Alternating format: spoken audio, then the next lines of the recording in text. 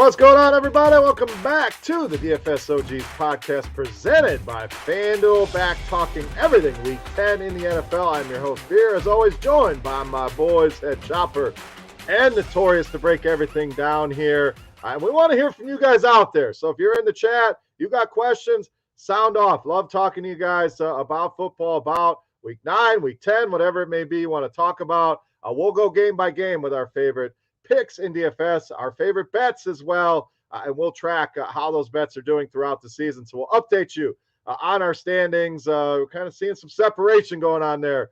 So we'll get to that. We'll also highlight some of the best performers in Week 9 in our FanDuel OGs contest. Make sure you guys are checking that out. FanDuel.com/OG, single entry contest, just a $7 buy-in, season-long payouts. We'll talk more about that as we go, but we'll take a look at the top 5 finishers last week, including a familiar name we got to give a shout out to, and we'll update the season-long leaderboard as well. So a lot to get to here this week, a lot of games here on the main slate. Chop, let's start with you this week. How was Week 9, and how we doing, buddy? Week 9 was just your standard forgettable week. I mean, it's kind of like dragging on here in the NFL.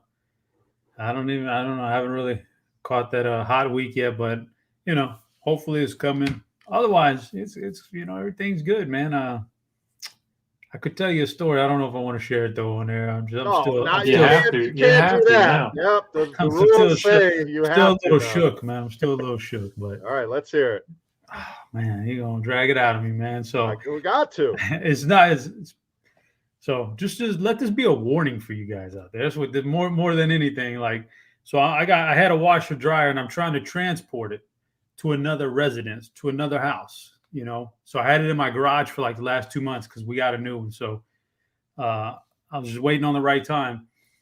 Needed some help. Don't have a truck. Don't have a hitch on my truck, so I can't go get a trailer or anything. So I needed some help, and I was calling around, and everything's like $250 is minimum of 2 hours, like $250 or $300 to move this stuff. I'm like, whoa, that's too much, man. So I went on Craigslist, and I was like, let me see if I can find somebody cheaper to do it. Sure enough, some guy instantly responded, $70. I got an F-150. I'm like, oh, done. Let's do it. Can you do it? Can you do it today? This was yesterday. He's like, yeah, I can do it right after lunch, 1:00. I'm like, bang, let's do it. Comes over with his F-150, backs it up in the driveway. I got the garage door open, and the washer dryer's right there. Like, he doesn't even say hi, man. He doesn't introduce himself. He's like, this is it. Let's do it. I'm like, all right. So I help him out a little bit because he needed some help. So I loaded up in the back of his truck, and he's like, he's got it loaded up, and he's got his car's on, and he's walking to his car. He's like, text me the address as he's getting in and shutting his door. And as he pulled away, I'm thinking, oh my God, I just got, man. He just stole my washer and dryer. What else am I going to do here? It was the most like unsettling feeling in the world, watching him drive away and just thinking, how did I fall into that trap right there? How did I fall for that trap? It was bizarre, man. But luckily, when he said, text me the address, I pulled out my phone and I was quick enough to snap a couple of snapshots of his license plate. So everything worked out fine. Let's put it like that. But I got, man. So you got to be careful out there, guys. You got to be careful out there, man. Chop, you seem a little bit more street smart than that. I'm surprised at this. I mean, it seems like you got the chops. One of my number one flaws is impatience. And when I want to get something done, I want to do it. And I don't want to wait around. I don't want to wait an hour or much less a day or two. So when he said do it, I was like, let's just knock this out and get it over with. So I like half of it's on me for just being so impatient. But yeah, man, that's why you don't use that Craigslist, man. Craigslist is nothing but problems from what I've heard. So I just tend to avoid that. Chop, I got a comment on your hat too. If you're watching us on video, I'm going to throw a guess out here. Texas, San Antonio? The logo looks familiar. I know you're a San Antonio guy. Is that a little UTSA there you're on? UTSA Roadrunner. Somehow these guys are like top 20 in the nation, man, and they got a really good team. So give them a little love. Yep. Yeah, it's cool to see some of those teams into the top 20. No, we're not leaving you out, buddy. Shopping is still, we had to get that in there. But how are you? How was week 9? I know you're on the NBA grind. So, again, appreciate you carving out some time. There's like 1,000 games on the slate tonight. So, how is Notorious? I know you got probably some NBA fatigue going on already. Yeah, it was a pretty ugly week of football, ugly week of DFS, and yeah, don't even have any good stories like Chop. He's always got the good stories, the good phrases that we can use. I still think of what is it, red on a head, like a dick on a dog, or well, I don't remember exactly, but that was one of my favorites over the years.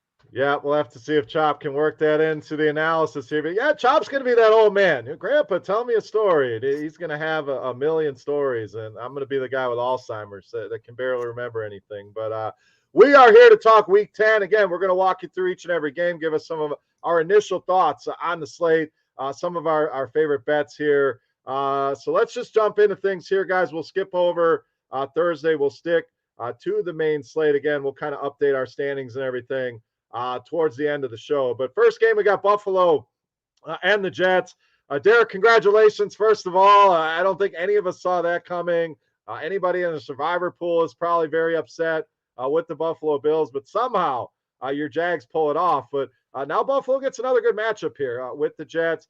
Jets got throttled in Indianapolis, gave up a ton of production to Jonathan Taylor. So, Derek, we'll start with you. We'll get a little victory lap here on your Jags, and we're going to talk about them later in the show. But how does Buffalo respond here, I guess, is the question. It can another lackluster effort. Do they put it together and throttle this Jets team? Injury-wise, we got to keep an eye on Zach Moss. Did not practice today, so it's still in the concussion protocol. Jets side, sounds like they're getting Corey Davis back, and it sounds like it's going to be Mike White under center this week. So, Derek, big spread here, a pretty big total as well. Thoughts here, Buffalo and the Jets. Yeah, just wild seeing the Jags win last week. I don't know if the win was more surprising or the fact that they held the Bills to 6 points. Pretty crazy. But you got to think the Bills are going to take out some anger on the Jets. The Jets bottom 3 defense against the run, bottom 3 defense against the pass. And, yeah, I don't think they're going to take the foot off the gas in this one. I like Allen. I like Diggs. I like pretty much this whole offense. And then you mentioned it, Zach Moss is questionable. So if he ends up being out, I got to think it's a pretty good spot for Devin Singletary as well. And for the Jets, I mean, with White under center, he's been looking at the running backs a lot. He's basically just been, kind of the dump off king. And if he's under center, I don't mind, looking to Michael Carter as a value play in this one as a bring back to your Bill stacks. As far as my pick goes, I am going to take Buffalo. I think they bounce back in a big way. I know it's a big spread. I know we hate betting on large favorites on the road, but I'm going to do it anyway and take the Bills. All right, Chop, over to you here. Same questions. If Singletary is the guy, I think he's one of the better value plays, so we'll see what happens with Moss. But does Buffalo respond here, or do we get another spirited effort out of the Jets and they keep this one close or potentially upset this Buffalo team? Yeah, the Jets play with a lot of energy. I give him that much. And Mike White, he looks a lot better than Zach Wilson did. So I think they'll be all right. And for DFS purposes, it's still a tough Buffalo defense. So I don't know how much I can go there. On Buffalo side, I'm with Notorious in that. Yeah, I think this is a big offensive bounce back game. That was a disaster last week. So I expect Allen to Diggs quite a bit, and just a really much better effort out of Buffalo. That is a lot of points on the road, man. I'm gonna have to see what Beer says first. Then I'll give you a pick afterwards because I got to think about it for me. You threw me off guard with the first game. All right, I'm locked in. I'm going with the over in this game. I do think Buffalo responds. I do think they put points on the board, but I do think this Jets offense with White, who, he checks down a lot, but he's going to take his chances here. This is a very good Buffalo defense, but I think there's going to be points scored in this game, whether it's Buffalo running out to a lead, and we kind of see what we saw last week with the Jets putting points on late, or if it's competitive. I'm going to lock in the over sitting at 47.5 right now in the FanDuel Sportsbook. So, Chop, you got one Buffalo, one over. Or where do you want to go on this one? We got a Buffalo, we got an over, so we're not in danger of a parlay card here early on.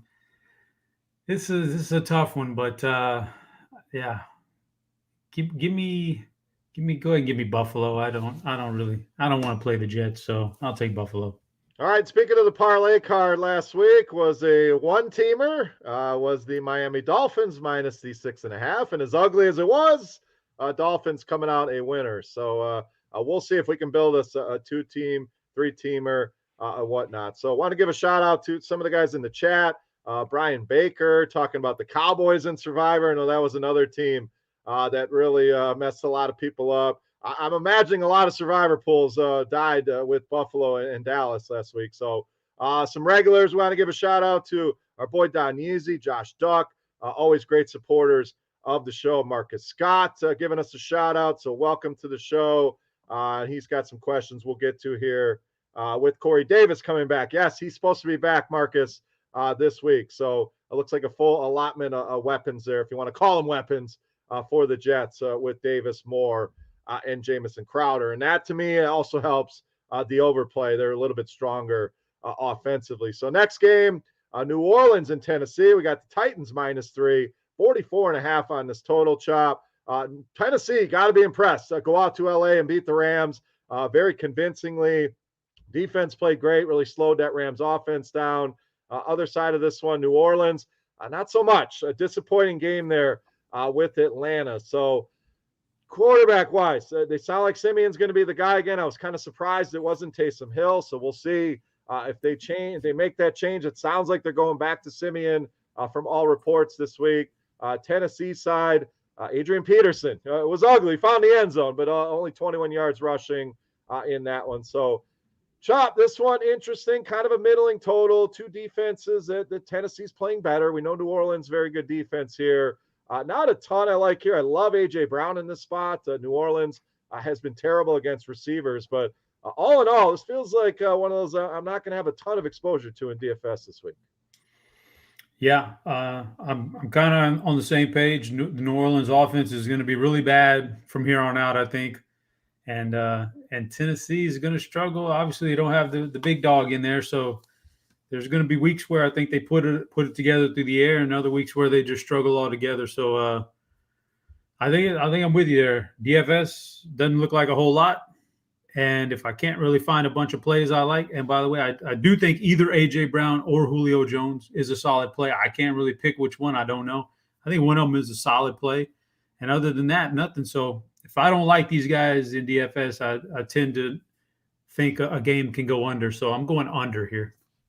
All right, it's Brown for me, Derek. I mean, 9, 11 targets over the last 4 weeks. So he's kind of established himself as that number one receiver. So really like Brown. I don't hate Julio if you need to save a little bit of money.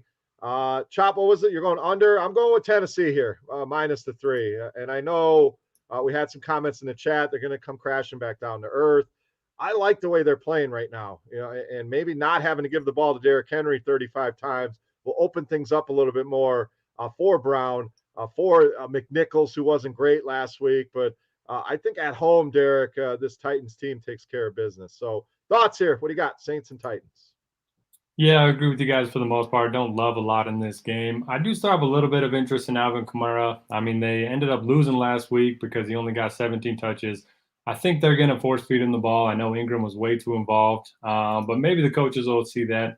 Maybe not, but hopefully they will. I mean, I think Kamara makes a lot more sense with Simeon under center. So I don't mind looking at him, especially if he's going to be a little bit lower on this week. On the other side, I agree with you. Brown's been getting all the looks recently. Might get the Lattimore treatment, so maybe that does open up some things for Julio. And question for you guys. So AP, 10 carries, 21 yards last week. Saints number one in run defense so far this season. Over under on 2 yards per carry for AP this week. Under. Easy. Under. Chop. Just when you count this guy out, he always bounces back. So I'll take the over.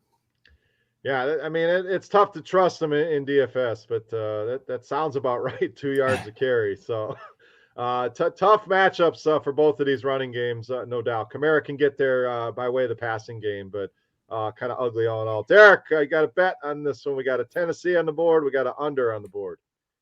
I'm with Chop on this one. I'm going under. All right, next game we get to Chop's Dallas Cowboys. We don't get a victory lap here, Chop. I don't know what the hell happened in that one. Denver comes in and throttles this team. It was 30-0 at one point, so kind of a surprising output there. I was really high in Dallas last week, and they just didn't get it done. So we'll stay with Derek here to start. Derek, we got Cowboys -9, 55 on the total. So is this the spot they bounce back? It's almost the same question as Buffalo. I think a lot of people are going to shy away from Dallas, even in a high total game. They'll still have some ownership, no doubt. But the question is, who do you go with here? Is it Zeke and Pollard? Is it the passing game? Looks like Michael Gallup's going to be back. So a lot of questions there. Atlanta, it's basically been a one-man show. It's been Cordero Patterson. Does that continue as well here, Derek? So lots of questions. Looks like a game could have some fireworks here. What do you got with Cowboys and Falcons? Yeah, it was pretty ugly last week for Dallas, but I mean, they had 2 fourth downs in their own territory that they didn't get in the first part of the game. And ever after that, they just struggled to get anything going. So I'm not overly concerned.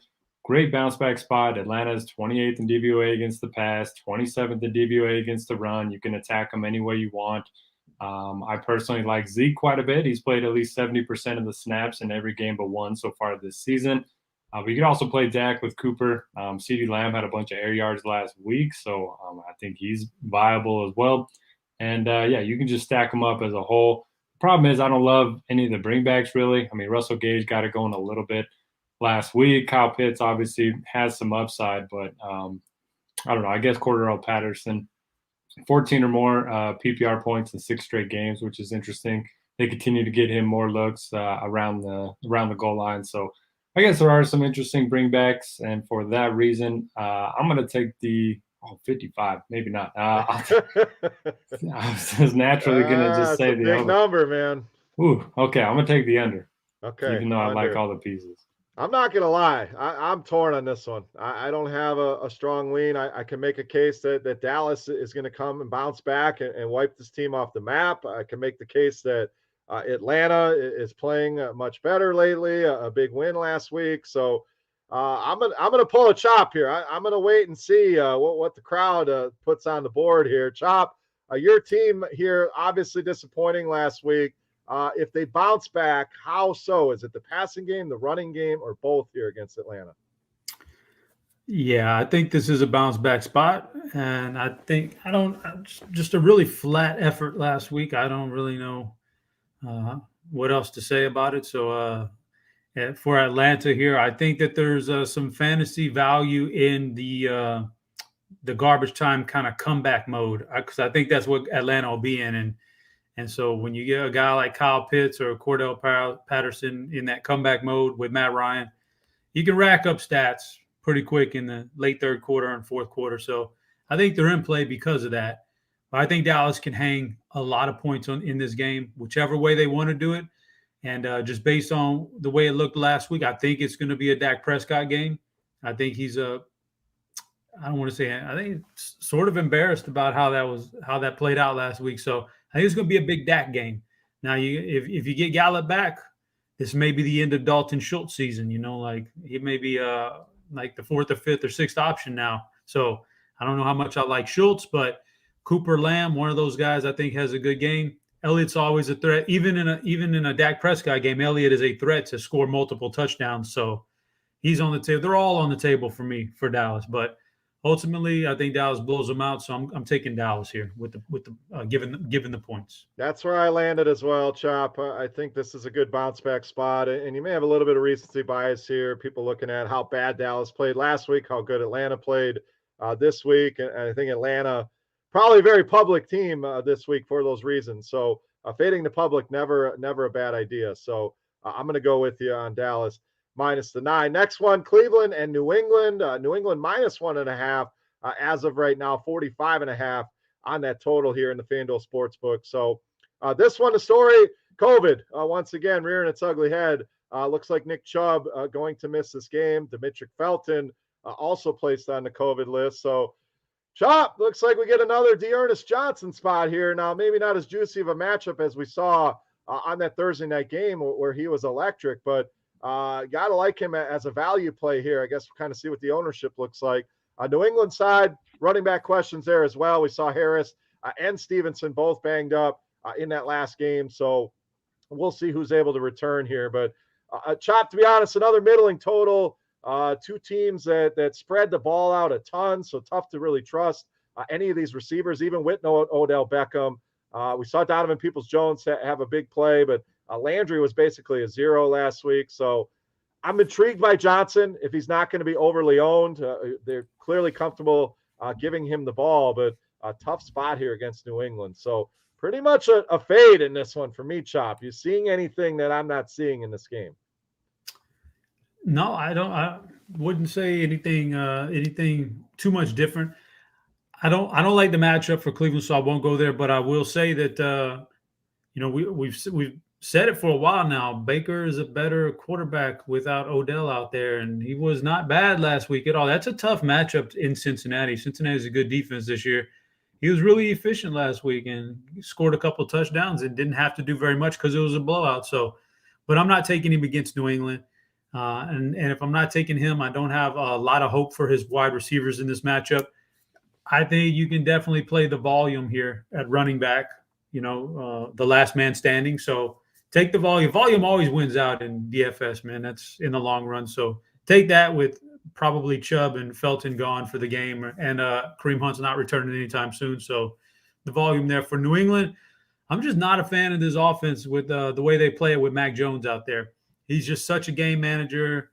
Like, we want to make Jacoby Myers a thing. He's not really a thing. And the other guys, I mean, Hunter Henry, you're like, you have to have a touchdown out of Hunter Henry or else you're a bust in that game. And even with a touchdown, there's not much upside. So he's got to score a couple touchdowns to have any upside. So I don't like any of the passing weapons. And I'm just, not a running back game for me here either. So DFS, I really don't like any of these guys very much except for the volume on the Cleveland running back. But and if I don't like them, I'm going to stick with my old tried and true method. I got to take the under here.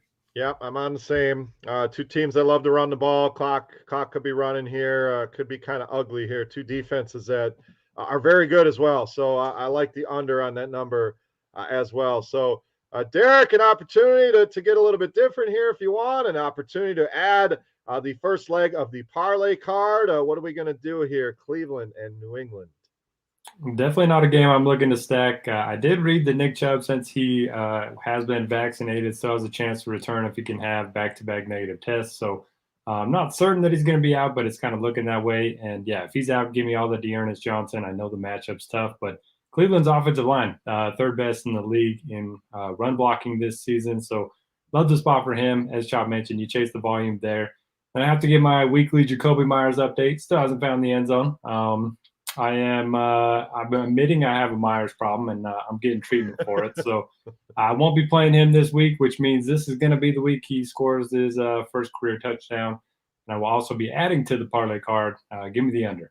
All right, first leg is in, under 45.5, Cleveland and New England. So maybe we got to fire up Jacoby this week, Chop. Noto's bailed on us on guys before, and it's paid off. So. Derek, I hear you. We all got guys. We're trying to make work each and every week.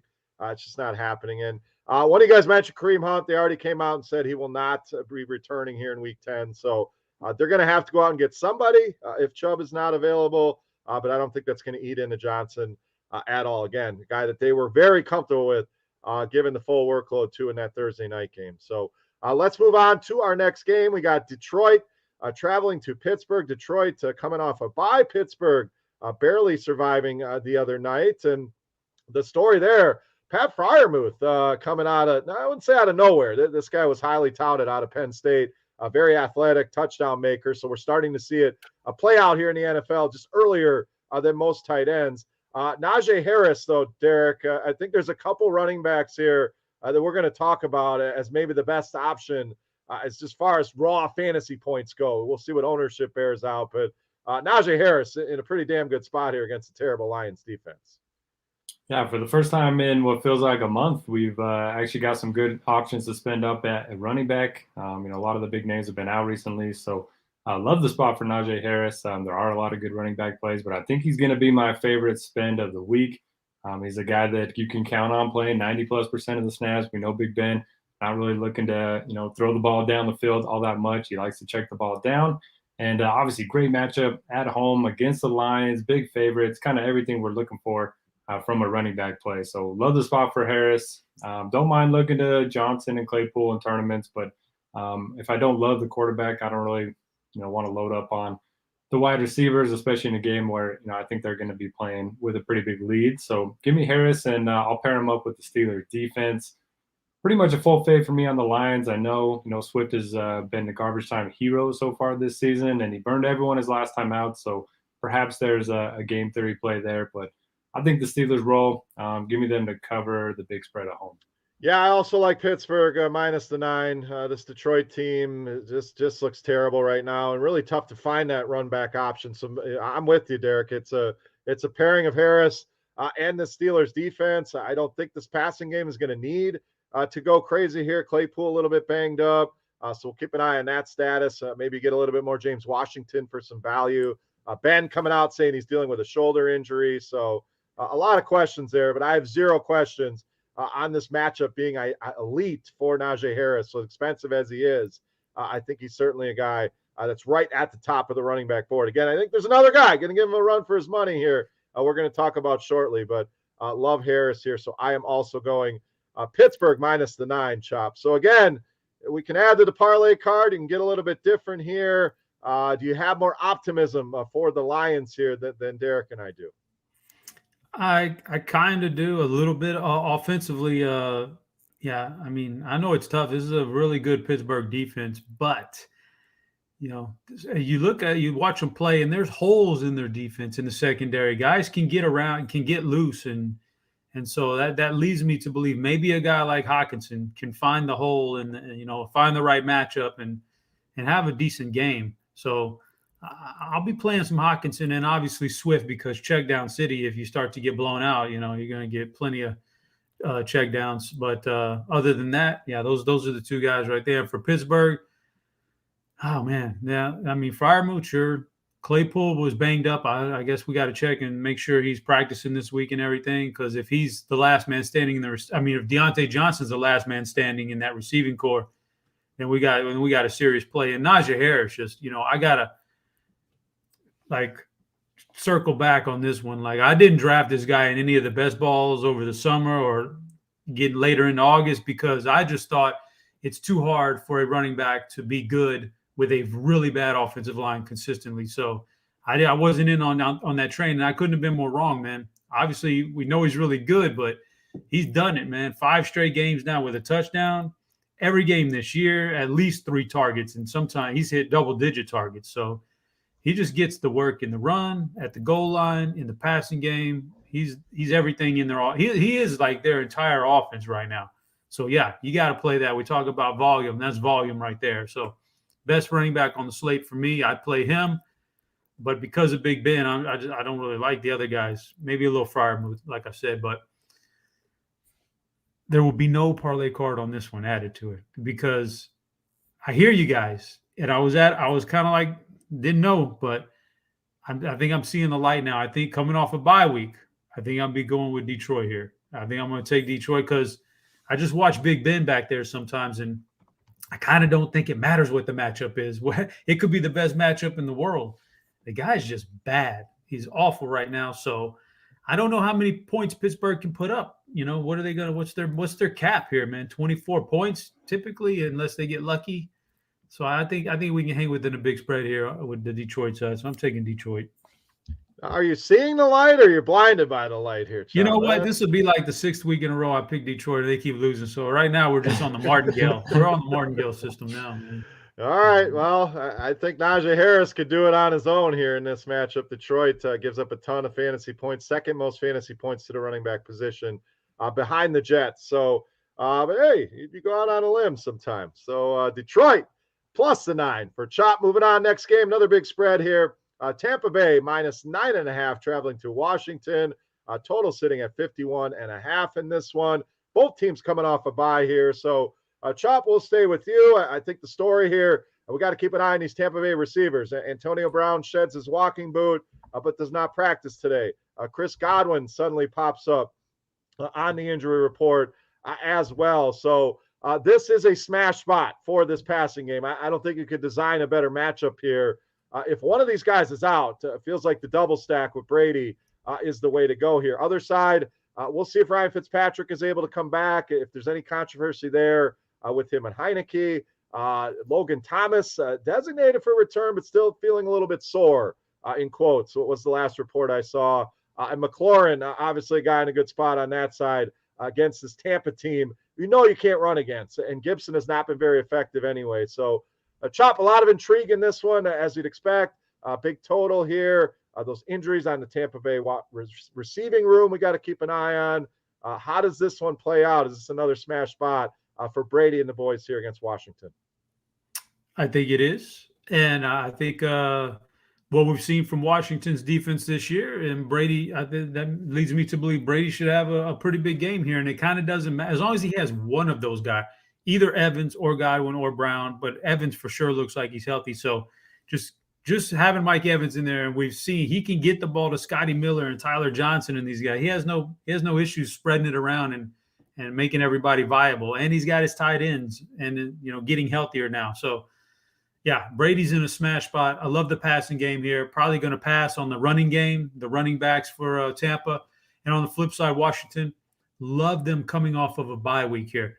I love the passing game here, specifically Terry McLaurin. I think Tampa secondary is getting healthier, but they're still really not anywhere near where they thought they were going to be to start the year with the injuries. So I think McLaurin's in for a big game coming off the bye week. Whoever's delivering him the ball is going to have a pretty decent game.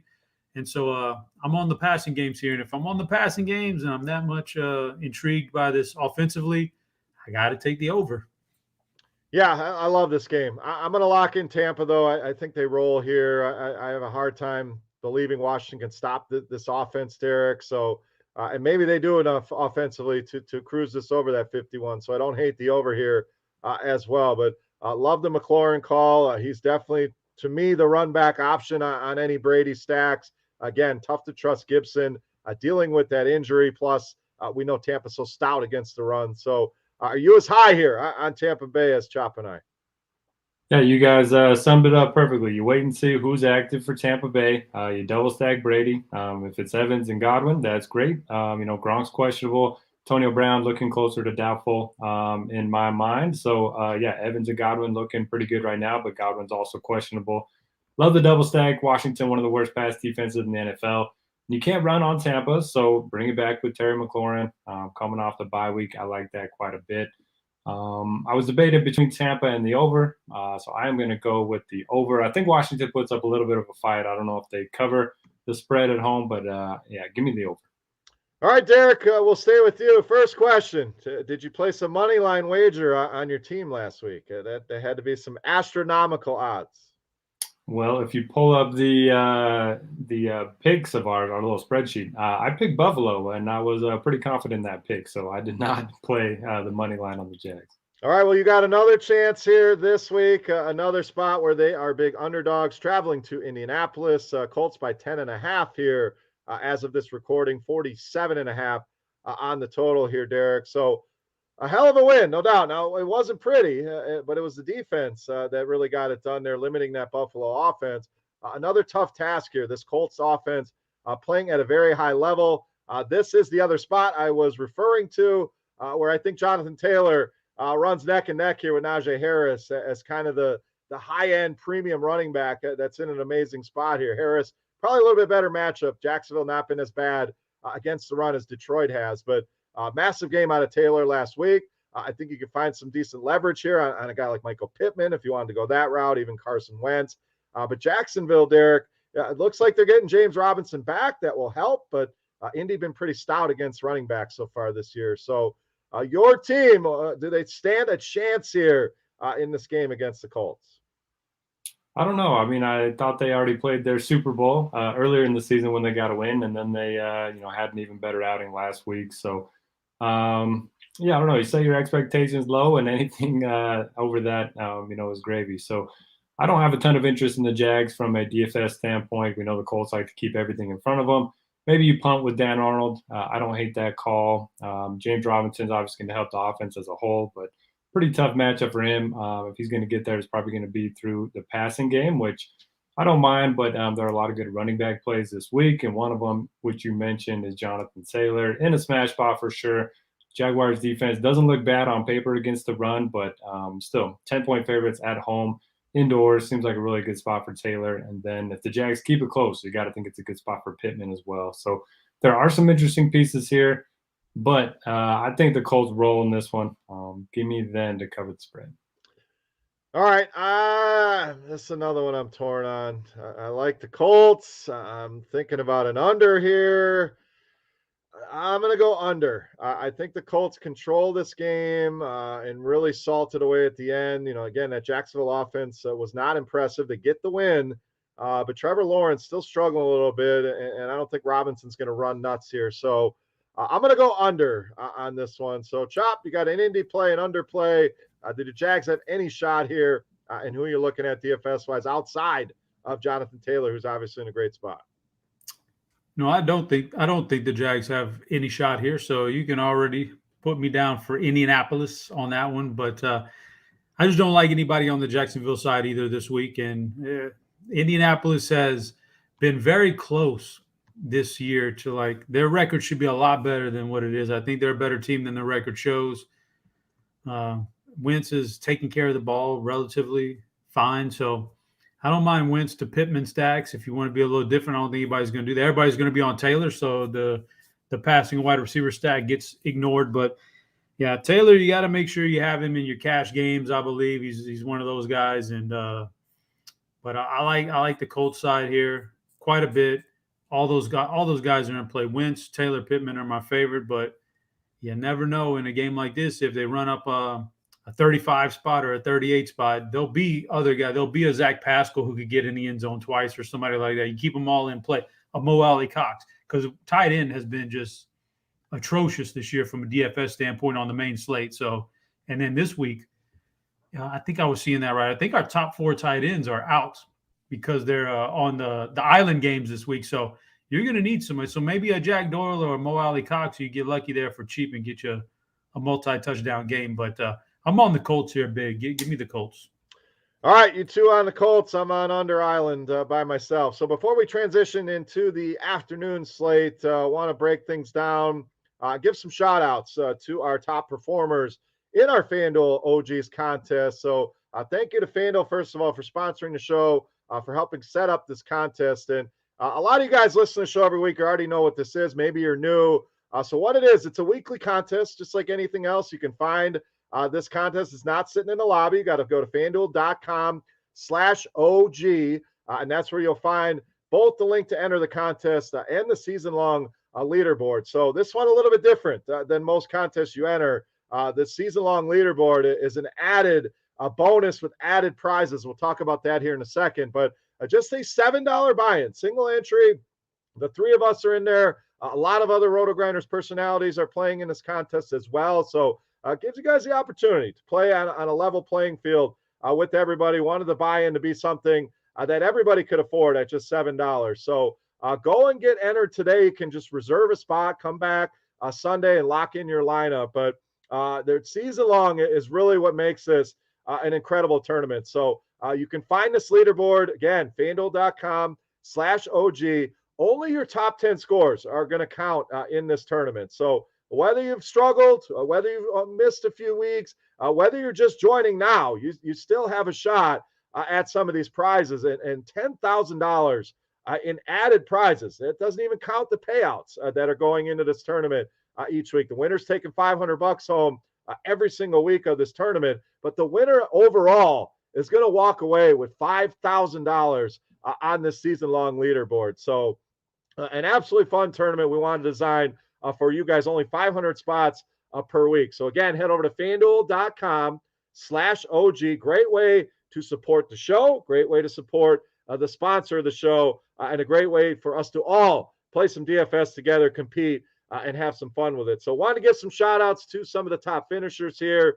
Jay Peters, 6, took 5th place, 138.54. So congrats to them. Looks like Lamar Jackson, Joe Mixon kind of carried that team.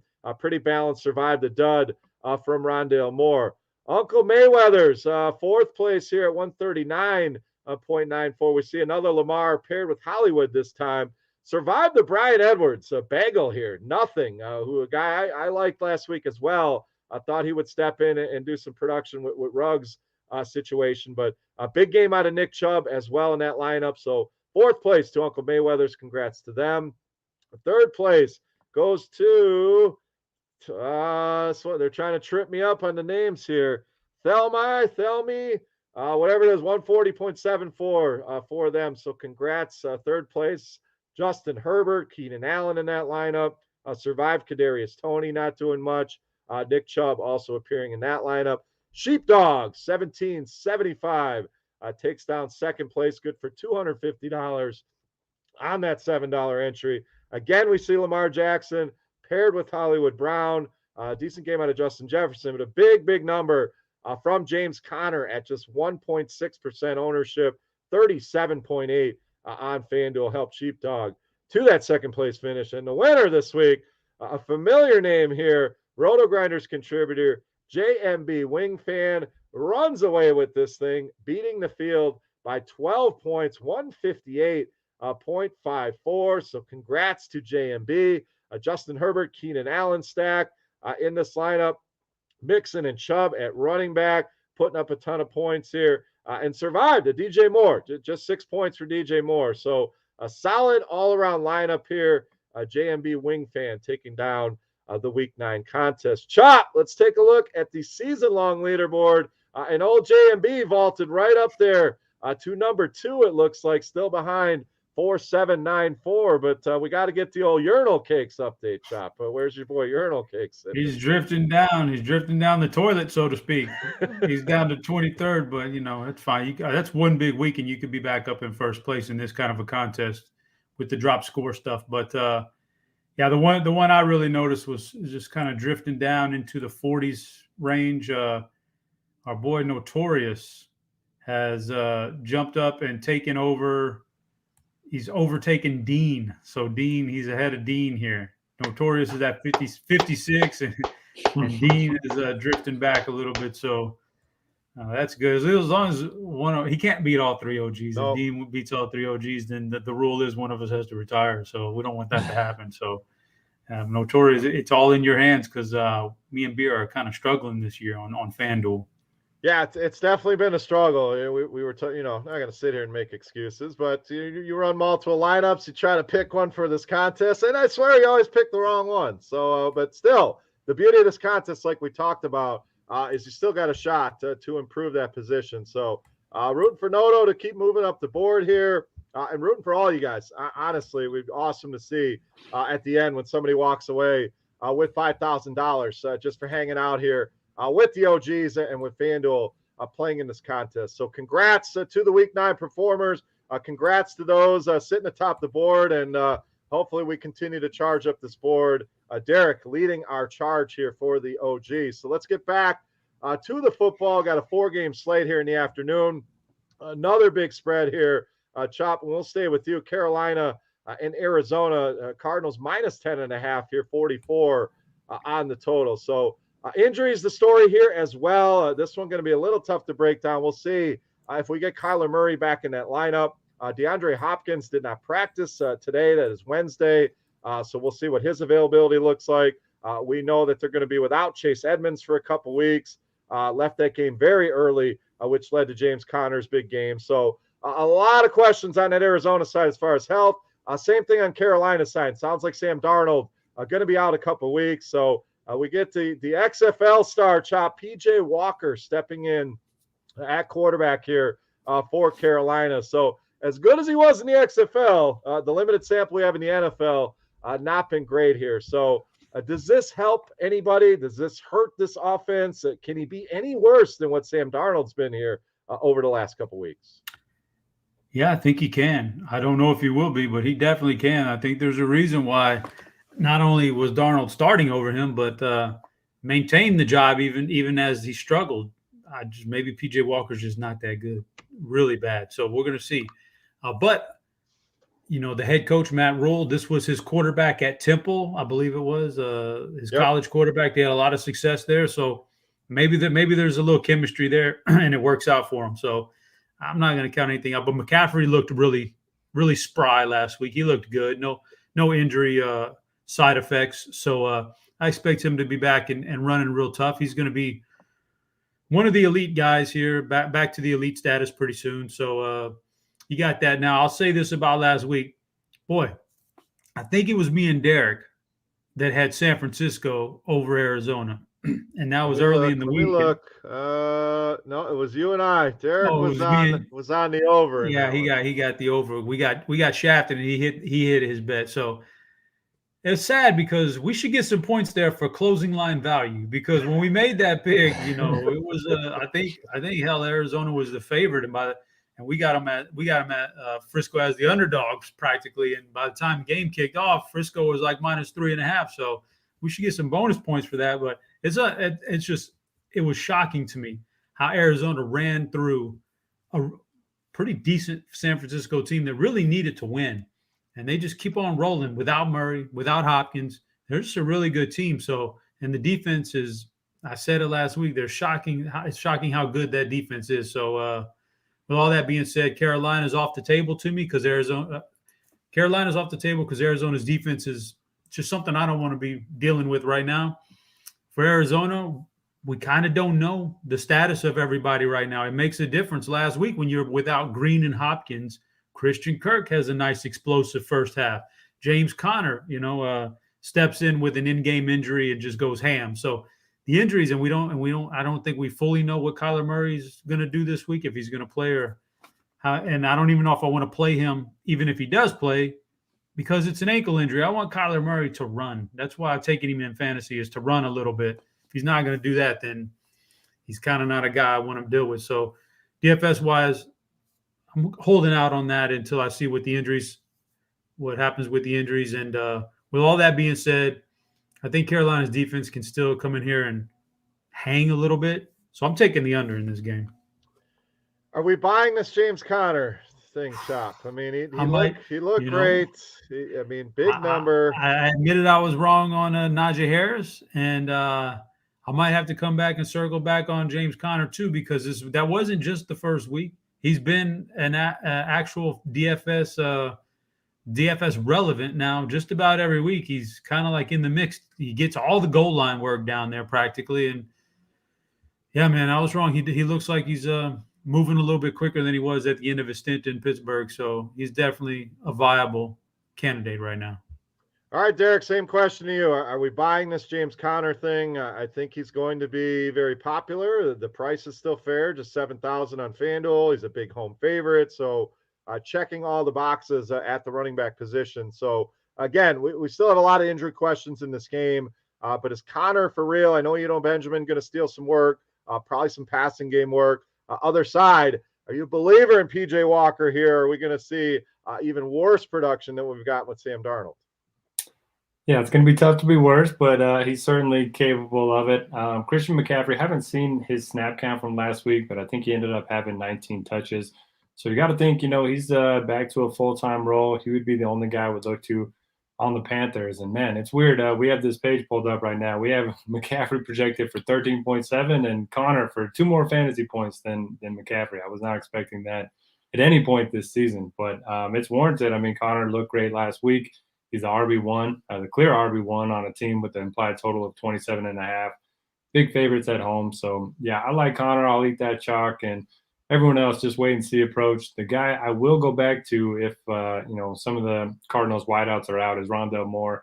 Burned me last week, burned a lot of people last week, but he's got that big play potential. And I think his ownership should be a lot lower than it was in week 9.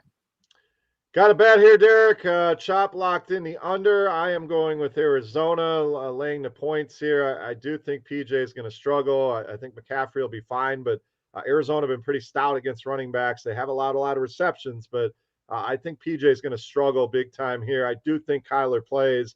I think Arizona rolls here. So I'm going with the Cardinals. Derek, what do you got on your bet here?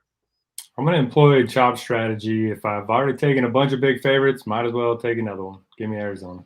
All right, moving on. We got Minnesota and the Chargers. Another big total on this one, 53.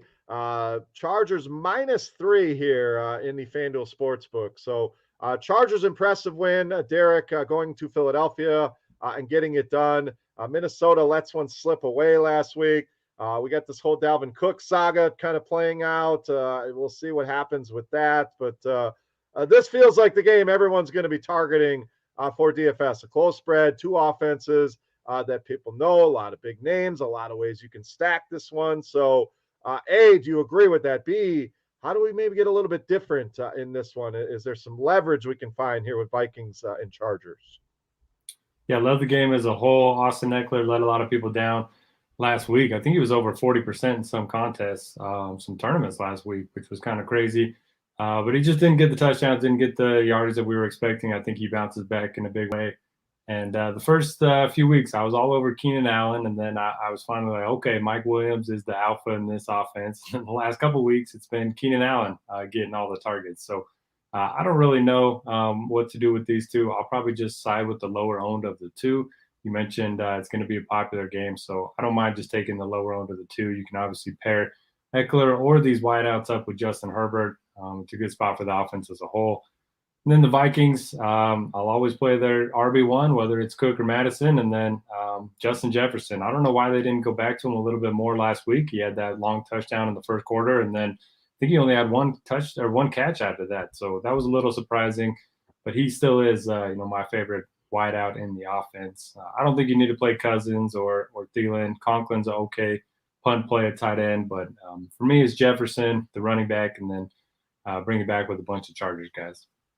All right, what about a bet? I am going to go the over on this one. I'll lock in first here. I do think both these offenses are going to find success here. I love the Herbert stacks. You can mix Eckler into those stacks even. Mike Williams is a guy people are going to avoid with the recent play. I know he's probably dealing with more injuries than we realize, but if he's going to be low owned, I don't mind going there. And like you said, I like the run back with the Minnesota running back. The Chargers have really struggled with running backs. So whether it's Cook, Madison, I like going that route. So over for me, Derek. Favorite bet on this game? What do you got? I feel like the Chargers are a better team as a whole, so I will take them to cover the 3. All right. Also like them. This is one I lock in either of those. Maybe a little two-teamer. I like the Chargers there as well. So Chop, favorite bet here, and same question. This one's going to be popular. Is there any ways you see to get different in this one? Different, no. It's just, the same guys are on the table. Cousins and his pass catch, Jefferson and Thielen are fine. Dalvin Cook, I'm wondering what's going to happen with Dalvin, like you said. I don't know. I was having a debate last night of do you burn the number one waiver spot? If somehow, when Cook came back and Madison was getting limited carries and he got dropped in your league, do you burn your number one spot and take a chance on Madison right now, thinking that maybe Dalvin could eventually get suspended for the rest of the year or something like that. So we'll see how that plays out, but it's interesting. But I think all the Minnesota pieces are in play in this matchup. The Chargers defense, they're banged up, especially in the secondary. They're not playing well.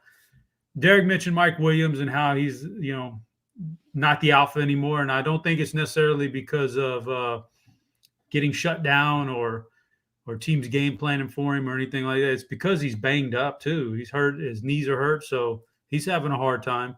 It happens in the NFL.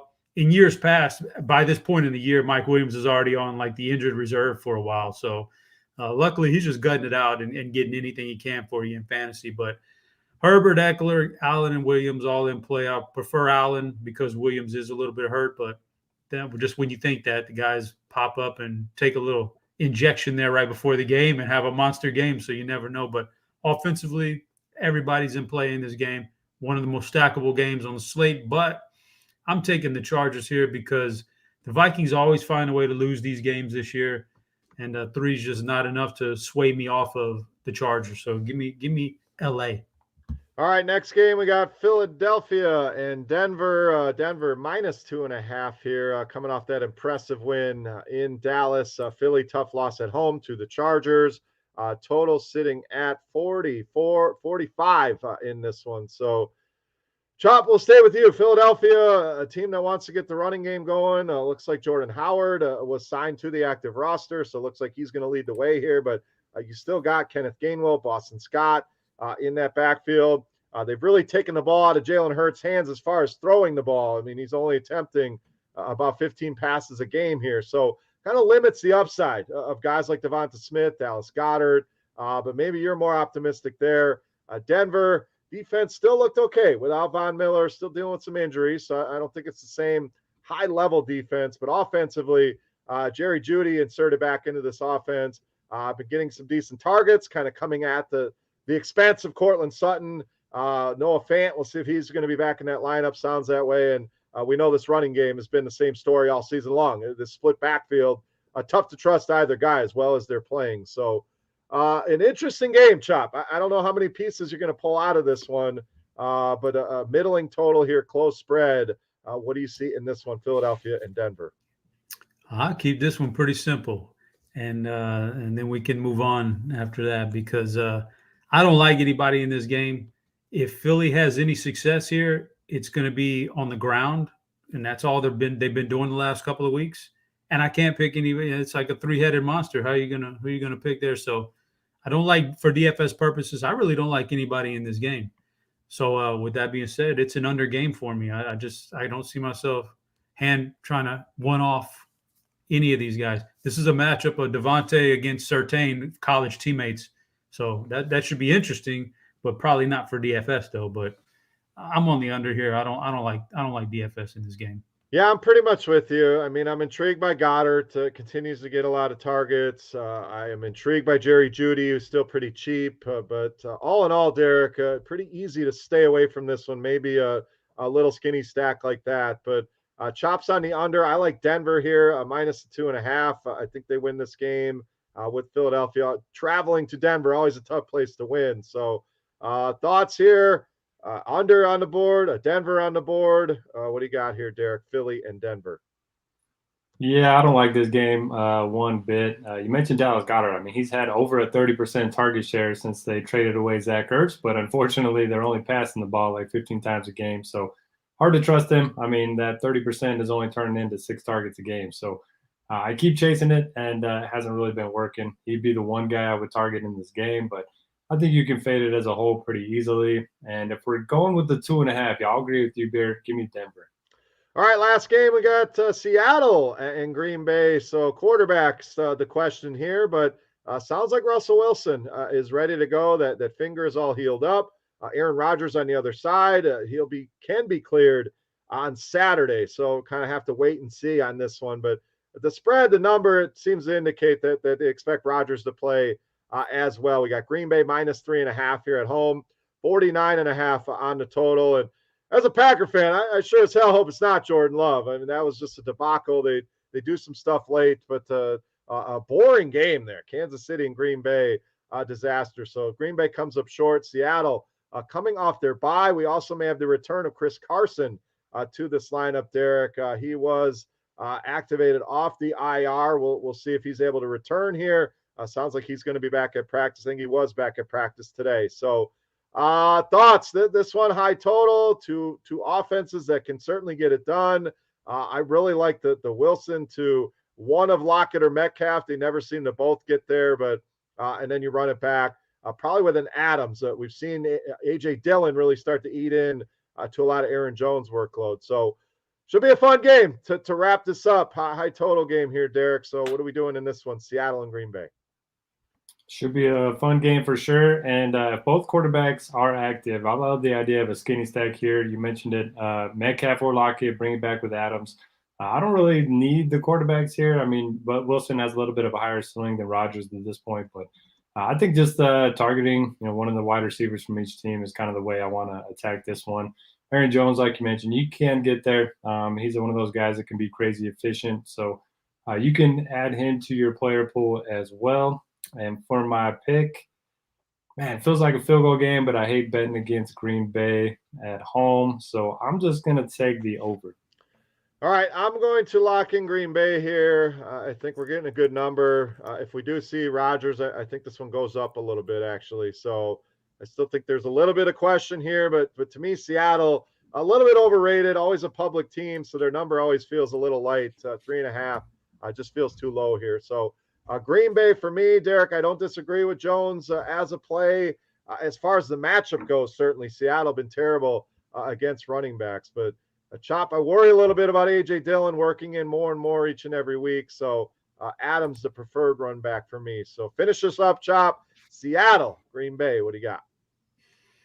Yeah, if both quarterbacks are active, like it sounds like they're trending towards, then I think you could have some offensive fireworks here in the passing game mainly. So I would probably lean Metcalf over Lockett, but who knows?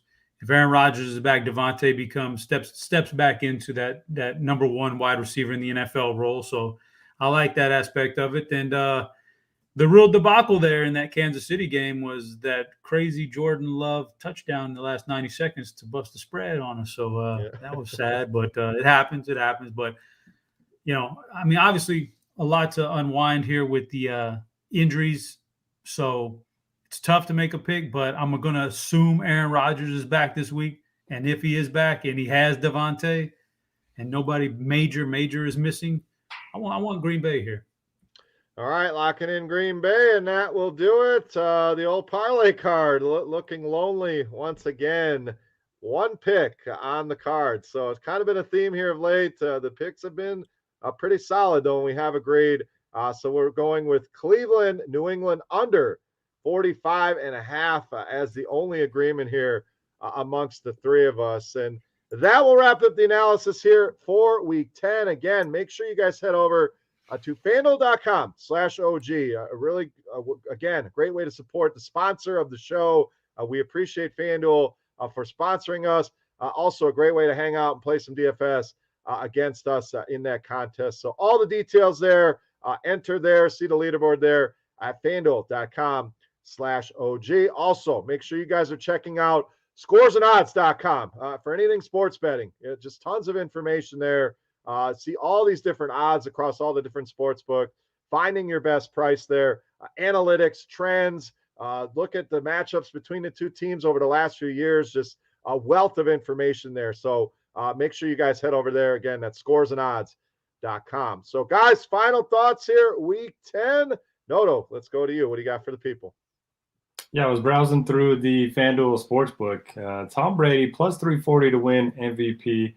I was looking at their schedule the rest of the way. I think they're going to be at least 7-point favorites in every game but one the rest of the way. And we know they want to get him the MVP. That we know they don't have much of a ground game right now. So I love that bet if you want to place a future there. And for everyone out there, thanks for listening. Good luck this week. Join the OG contest and let's make a run of this thing. We need a better week from the OGs. Yep, this is the week. I'm feeling it. One of us is gonna take this baby down, and we're gonna make our charge. So, thank you to the chat. Active as always. Shlomo, I see you in there. Appreciate it. All the regulars that are here each and every week with us, we appreciate it. And Josh Duck nailing it in the chat. Make sure you're hitting that thumbs up if you're watching on YouTube. Whether you're listening live, you're catching it at your leisure down the road. We'd appreciate that thumbs up and subscribing to the channel. Chop. Final thoughts, Week 10. What do you got? I've been getting a lot of DMs and messages on RotoGrinders Discord and on Twitter. People are asking how the season long is doing. Oh, yeah, we need the update. I have to say 7-2 and number one in points. Most points so far. So, drafting that Stafford to Cup connection is paying off. So I hope to keep the momentum rolling. All right, well, stick with season long and stay off of getting people to move your stuff, and you'll be all right. So, yeah. Tough scene for Chop Man. Hey, at least you made it work. So, again, thank you all for listening. Thank you to FanDuel for sponsoring the show. For Chop, for Notorious, I am Beer. We are the DFS OGs. Again, thank you for listening. Best of luck in your contests and your bets this week, and we'll see you next week.